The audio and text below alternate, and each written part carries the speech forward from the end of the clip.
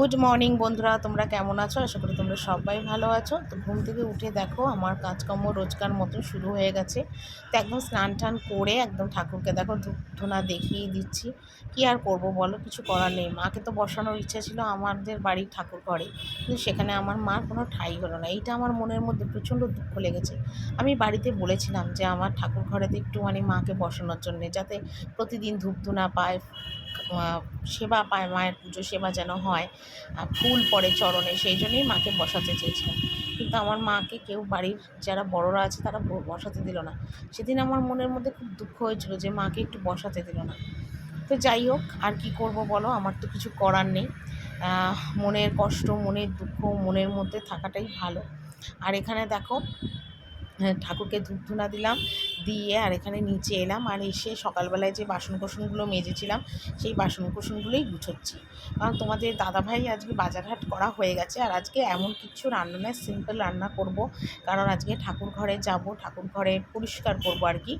তোমার ভোলে বাবাকে স্নান করাবো, ঘি দিয়ে পরিষ্কার করব, নারায়ণ গোপাল সবাইয়ের জামা কাপড় পাল্টাবো, পরিষ্কার করবো। মানে মাসে 3 মাস অন্তর অন্তর মোটামুটি আমাদের ঠাকুর ঘরে সিংহাসনগুলোর জামা কাপড় পাল্টানো। আর আমাদের ঠাকুর তো অনেক, প্রচুর ঠাকুর, যার জন্য আমাদের সবাইকে মানে পাল্টাতে পাল্টাতে প্রায় 2.5-3 ঘন্টার মতন টাইম লেগে যায়।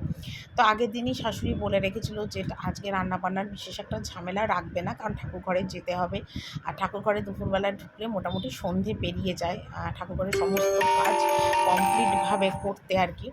তো সেই জন্য মনে মনে ভেবেছি যে না, আগে রান্না বান্নার কাজগুলো আগে কমপ্লিট করে নিয়ে একদম স্নান টান করে তারপরে একেবারে ঠাকুর ঘরে চলে যাব। তো এই কাজগুলো একটু সেরে নিচ্ছি, একটু তাড়াও আছে। তারপর সকালবেলা উঠে বাসি কাজ সারতেও আমার অনেকটাই টাইম লাগে।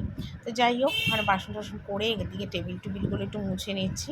মুছে টুছে নিয়ে, আর আজকে সকালবেলাতে স্নান করেছি, কিন্তু চান করলেও আরেকবার আমাকে স্নান করতে হবে, কারণ ঠাকুর ঘরে যাওয়ার আগে কিন্তু স্নান করে যেতে হবে। কালকে মাথায় শ্যাম্পু সাবান সব দিয়ে রেখেছিলাম। আজকে যেহেতু আবার ডিম টিমগুলো রান্না করব, তো আরেকবার করে মাথায় একটু সার্ফের জল দিয়ে নেব। কারণ আমাদের ঠাকুর ঘরে যেহেতু মা প্রতিষ্ঠা, আর আমাদের ঠাকুর ঘরে মানে অনেক নিয়ম আছে, তোমাদের আর কি বলবো। হয়তো এত নিয়ম এখনকার যুগের কেউ পালন করে না, আমাদের বাড়িতে যে পালনটা আর কি হয় আর কি। তো সেই জন্য অনেক কিছুই নিয়ম করে চলতে হয়। তো যাই হোক, এখানে দেখো ডিমের ঝোল বসিয়েছি, আর ওদিকে বাঁধাকপি রান্নার জন্য বাঁধাকপি সিদ্ধ বসিয়েছিলাম। তো নিরামিষভাবেই বাঁধাকপিটা আজকে করব, আর ডিমের ঝোল করব, পরিষ্কার খাওয়া। আর হয়তো দুবেলার মতন হবে কিনা জানি না আপাতত। আর এখানে দেখো ডিমটাও নুন হলুদ দিয়ে ভেজে রেখেছি, আর আলুটাও দেখো নুন হলুদ দিয়ে ভেজে রেখেছি। আর এখানে তিতো বটি হবে, আর বাঁধাকপির জন্য ছোটো ছোটো করে ডুমো ডুমো করে আলু কেটে নিয়েছি। সব একদম গুছিয়ে গাছিয়ে কিন্তু রান্নাটা বসিয়ে দিচ্ছি আর কি। আর ওদিকে ডিমের ঝোলটা আগে করে নিচ্ছি, পরে কিন্তু বাঁধাকপিটা রান্না করব। আর ডিমের ঝোলের মশলাটা দেখো খুব সুন্দরভাবে কষানো হয়েছে, কালারটাও খুব ভালো এসছে, তেল ছেড়ে দিয়েছে। আর একটুখানি চিনি দিলাম, মানে টেস্টটা ব্যালেন্স করার জন্যে। আর এখানে দেখো কাঁচা লঙ্কা চিড়ে দিয়েছি, টমেটো সস, গোলমরিচ এর গুঁড়ো দিয়েছি একটু, তারপরে তোমার একটুখানি টমেটো সস দিয়েছি, সব কিছুই দিয়েছি। আর দিয়ে দেখো এখানে ভালো করে মশলাটা এখানে কষাচ্ছি, দেখো কষিয়ে টষিয়ে নিয়ে তারপরে কিন্তু একবারে মানে ডিমের ঝোলটা করব। হয়েই গেছে। আর বাঁধাকপিটা সবার লাস্টে করবো, কারণ বাঁধাকপিটা হতে আবার অনেকটা টাইম লাগবে, সেই জন্যেতে বাঁধাকপিটা পরে করব। আর দেখো মশলাটা খুব সুন্দর কষানো হয়েছে। তবে আগের বার কিন্তু কী হয়েছিল বলো তো, ডিম দিয়ে আলু দিয়ে মশলা দিয়ে কষাতে গিয়ে ডিমগুলো না আমার ভেঙে গেছিলো। তাই এবার ভেবেছি আজকে জল ঢেলে দেবো, তারপর গিয়ে ডিমটা দেবো। কারণ কী বলো তো, আগে থেকে ডিম দিয়ে নাড়ালে না এক তো মানে ডিমগুলো ভেঙে যায়, আর কি বলবো তোমাদের। তো সেই জন্য আগে থেকে ডিমের ঝোলটা ওইভাবেই করব। তো এখানে দেখো ঝোলটা জল দিলাম, আর এখানে দেখো ডিমটা এখানে ছেড়ে দিলাম, দিয়ে এখানে ডিমের ঝোলটা ভালো করে ফোটাবো। ঝোলটা একটু টানবে, আলুটা একটু শক্ত আছে, সিদ্ধ হলে নামিয়ে নেবো। দুপুরের রান্নাটা তোমাদের দেখিয়ে দিই। এখানে প্লেন সাদা ভাত, এখানে দেখো ডিমের পাতলা একটা ঝোল করেছি, কারণ প্রচণ্ড গরম পড়েছে, তাই একদম হালকা পাতলা একটা ডিমের ঝোল করেছি। আচ্ছা, এটা আছে কালকের না পরশু দিনের ডিমের ঝোল, আলাদা বেড়ে রেখেছি গরম করে। এটা রাত্রে ছোলার ডাল, সেটাও গরম করে রেখেছি। এটা আছে বাঁধাকপি, নিরামিষ বাঁধাকপি। আর এটা হলো রাত্রিবেলার ডিমের ঝোল, ঠিক আছে। এটা গরম করে নেবো, হয়ে যাবে। আর এখানে আছে ডাল সিদ্ধ, ঠিক আছে, আর একটু পেঁয়াজ কুচি। এই ছিল আজকের মেনু। তো দেখো তারপরে স্নান টান করে একদম ঠাকুর ঘরে চলে এসেছি। আর ঠাকুর ঘরে এসে দেখো গোপালকে ব্রাশও দিয়ে ভালো করে ঘষে ঘষে পরিষ্কার করছিলাম। ব্রাশও দিয়ে গোপালকে কিন্তু পরিষ্কার করলে গোপাল কিন্তু অনেকটা চকচক হয়, দেখো সোনার মতন কিন্তু চকচক করছে। তা আমি ব্রাশও দিয়ে ঘষে দিচ্ছি, আর শাশুড়ি কিন্তু গোপালকে এখানে স্নান করাচ্ছে। স্নান করিয়ে দিয়ে তারপরে আবার ধোয়া জামা কাপড় আর কি পরাবো। তো ওদিকে সিংহাসনের থেকে সব ঠাকুরকে কিন্তু নামিয়ে ফেলেছি, সিংহাসনের ভিতরটা ঝেড়ে দিয়েছি। তারপর এখানে ভালো সুন্দর কাপড় পাতবো, পেতে তারপর গোপালদের জামা কাপড় পরাবো, সবাইকে পরাবো আর কি। তো ওদিকে সিংহাসনটা কিন্তু আমার পুরো গোছানো সাজানো হয়ে গেছে, লাস্ট ফিনিশিং কিন্তু আমি সিংহাসনের সবাইকে দেখাবো। আর এখানে দেখো আমার মা মনসাকে একটু আদর করে নিয়েছিলাম, আমার তো পারলে মনে হয় জড়িয়ে ধরে রাখি, এত মানে আমি মাকে মন থেকে ভালোবাসি। তারপরে দেখো ভোলে বাবাকে এখানে ঘি দিয়ে ভালো করে মাখাচ্ছি স্নান করাবো বলে। আর ভীষণ আঠা আঠা তেল কাজটা পিছল পিছল হয়ে গেছে।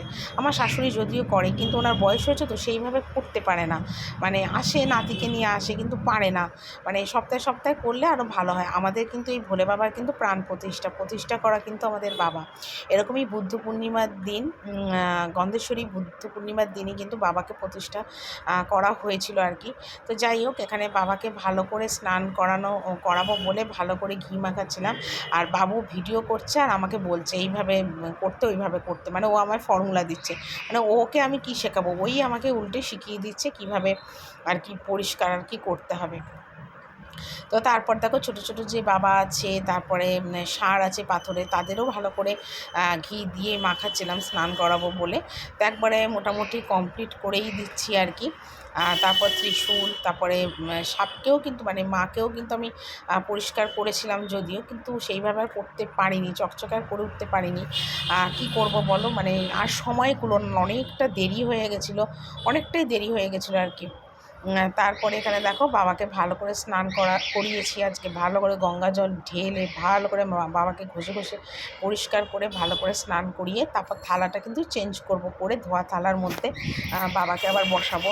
তো আমার ছেলেই কিন্তু ভোলে বাবাকে বসাতে পারে আর কি। আগে তো ছোটো ছিল, আমি আর বাবু মিলে বসাতাম, কেন এত বড় বাবা কিন্তু আমি একা চাগিয়ে তুলতে পারি না, তো বাবু আর আমি মিলেই তুলতাম। তো এখন দেখি বাবু বড় হয়ে গেছে, তো একাই বাবাকে তুলে আবার অন্য থালায় বসাতে পারলো আর কি। তো যাই হোক, এখানে দেখো সুন্দরভাবে বাবাকে চান টান করিয়ে দিলাম। শাশুড়ি আবার গামছা দিচ্ছিলো যে গামছা দিয়ে মুছে দাও। তো তারপর দেখো এখানে নারায়ণকেও জামা পরিয়ে দিয়েছি। তারপরে এখানে দেখো ঠাকুরকে সাজানো হয়েছে, তবে নারায়ণীমার শাড়ি আর সখীদের শাড়িটা কিন্তু পরানো বাকি আছে, ওটা রবিবার থেকে তোমাদের দাদাভাই করবে। আর এখানে দেখো বাবাকে নতুন থালায়, পরিষ্কার থালায় বসানো হয়েছে। আর এখানে দেখো আমার দিদার গোপাল আর আমার ননদের গোপাল দুজন বসে আছে এখানে। আর এখানে আমার শাশুড়ি গোপাল আর দিদি শাশুড়ি গোপাল, মানে আমাদের বাড়িতে 4খানা টোটাল গোপাল। আর তাছাড়া দেখো কত ঠাকুর, আমার গুরুর ছবি, সরস্বতী ঠাকুর, লক্ষ্মী গণেশ, প্রচুর ঠাকুর, বাবা লোকনাথ থেকে শুরু করে সবাইকে চেঞ্জ করে পরিষ্কার করে বসালাম। তো দেখো এই মাত্র খেয়ে দিয়ে ঘরে এলাম, আর ঘড়িতে বাজে আমার 6:30। বাইরে অন্ধকার হয়ে গেছে, তোমরা হয়তো ভাবে এত দেরি হলো, কারণ ঠাকুরঘর থেকেই বেরিয়ে গেছি 5:30টায়। তারপরে এসে চান করেছি, চান করে 1 ঘন্টার মতো শুয়েছিলাম, পারছিলাম না খেতে যেতে। শাশুড়ি ননদ খেয়ে নিল, তারপর আমি খেতে গেলাম। খেয়েই মাত্র ছেলের দেখো এই যে দুধ গরম করে এনেছি, দুধ চাল আর বিস্কুট, দুধ বিস্কুট দিয়েছি। আর ওখানে দেখো কত জামা কাপড়, এখন এই জামা কাপড়গুলো সব ভাঁজ করতে হবে, দেখো ঢিপি জামা কাপড় হয়ে রয়েছে, কখন কী করবো কিছু জানি না। এখন এগুলোকে ভাবছি ভাঁজ করি, তবে প্রচুর জামা কাপড়, আমার দেখেই যেন শরীরটা খারাপ লাগছে। 3-4 দিন ধরে জামা কাপড়ও ভাঁজ করতে পারি না, তো চলো আমি এগুলো আপাতত এখন ভাঁজ করি। তো দেখো তারপরে এখানে এখন বিছনার চাদর, বালিশ ওষার এগুলো সমস্ত আর কি পরিষ্কার করব, মানে যেটা দুপুরবেলা করি রান্না বান্না করে এসে, তো সেটা তো করার আজকে টাইম আমার হয়নি একদম, কারণ ঠাকুরঘরে কাজে গেছিলাম। তো তারপরে এই সন্ধেবেলাতে ছেলেকে খেতে দিলাম, সন্ধে দিলাম, তারপর আমি কিন্তু ঠাকুরঘর থেকে এসে আবার স্নান করেছিলাম, মানে এত গরম লাগছিলো, মানে আর পারছিলাম না। আর আমাদের ঠাকুরঘরটা না অ্যাডভেস্টারের, তো এত গরম কি বলবো। আর টানা প্রায় 2.5-3 ঘন্টা ছিলাম, তো মানে ভীষণ গরম লেগে গেছে, স্নান না করলে আর পারতামই না। তো সেই জন্য স্নানটা করলাম, করে ধূপ ধুনা দেখালাম, ছেলেকে একটু খেতে দিলাম, খেতে দিয়ে নিজে খেলাম, নিজে খেয়ে দিয়ে আর এখানে দেখো বিছনার চাদরটা চেঞ্জ করছি, কারণ এটা অনেক দিন হলো বিছনার চাদরটা আবার চেঞ্জ করা হয় না, তো সেই জন্য বিছনার চাদরটা এখন চেঞ্জ করে দিচ্ছি, তারপর ধোয়া চাদর পাচ্ছি। তো যাই হোক, শরীরটা খুবই ক্লান্ত লাগছিলো, ইচ্ছা করছিল না, কিন্তু তবু মানে ওই যে নোংরার মধ্যে না একদম থাকতে পারি না, এটাই তো একটা বাজে অভ্যাস আমার, যে আমি নোংরার মধ্যে একদম থাকতে পারি না, একটু পরিষ্কারভাবে থাকতে ভালো লাগে। তো সেই জন্যে আবার আমাকে আর কি মানে পরিষ্কার জন্যই আবার চাদরটা পাল্টাতে হলো, না তো আজকে না চেঞ্জ করলেও হতো, কিন্তু ওই যে বললাম নোংরা একদম থাকতে পারবো না। আমার যেরমই হোক পয় পরিষ্কার সুন্দরভাবে গোছানো, মানে আমার ঘরটা যেরমই হোক আমি একটু পয় পরিষ্কারভাবে সুন্দরভাবে গুছিয়ে রাখতে আর কি ভালোবাসি। এটাই আর কি সবথেকে বড় কথা। তো যাই হোক, তারপর দেখো এখানে বিছানার চাদরটা এখানে পেতে দিচ্ছি, দিয়ে তারপর একদম ধোয়া চাদর টাদর সব পেতে দিচ্ছি, দিয়ে তারপর কিছু জামা কাপড় আছে সেগুলোকেও আবার ভাঁজ করব। তো এইসব টুকিটাকি কাজকর্মগুলো আর কি সারতেই হয়ে যাবে। তারপর আবার রান্নার কাজ আছে, রান্নায় কি করব না করব সেগুলো আছে, এই আর কি। এই করতে করতে অনেকটাই রাত হয়ে যায় আর কি। তারপরে ভিডিও এডিটিং আছে, রিল করা আছে, মানে একটার পর একটা অজস্র কাজ, যেগুলো আমাকে সবটাই নিজের হাতে করতে হয়। কী আর করব বলো, কিছু করার নেই।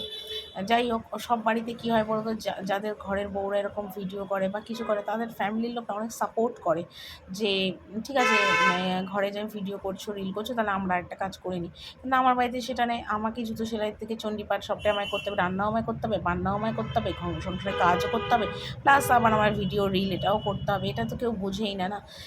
আমার যে হাজব্যান্ড, সেই বোঝে না, তো অন্য লোকের কথা বাদ দাও। ঘরের স্বামী যদি বউয়ের কষ্টটা না বোঝে, তাহলে অন্য কাকে কী বোঝাবো বলো। তো যাই হোক, এখানে বিছনার চাদর টাদর চেঞ্জ করে বালিশ টুসে সব পরালাম, আর পরিয়ে এখানে ছিল প্রচুর জামা কাপড়। দেখো একদম সন্ধে হয়ে গেছে। তো চেয়ারটা বাইরে বার করে দিলাম, কেন আমার ঘরটা অনেকটা ছোটো, তো এত চেয়ার টেয়ার রাখা যায় না, জামা কাপড় রাখার জন্য চেয়ারের মধ্যে রাখি অবশ্যই। চেয়ারটা বার করে এখানে দেখো ভাঁজ করতে বসলাম। আর আমার চোখ মুখ দেখেই হয়তো বুঝতে পারবে যে শরীর আমার জাস্ট চলছিল না, ভীষণ শরীরটা আমার ক্লান্ত লাগছিলো। তো তারপর দেখো এখানে প্যান্ট জামা সমস্ত গুছোচ্ছিলাম।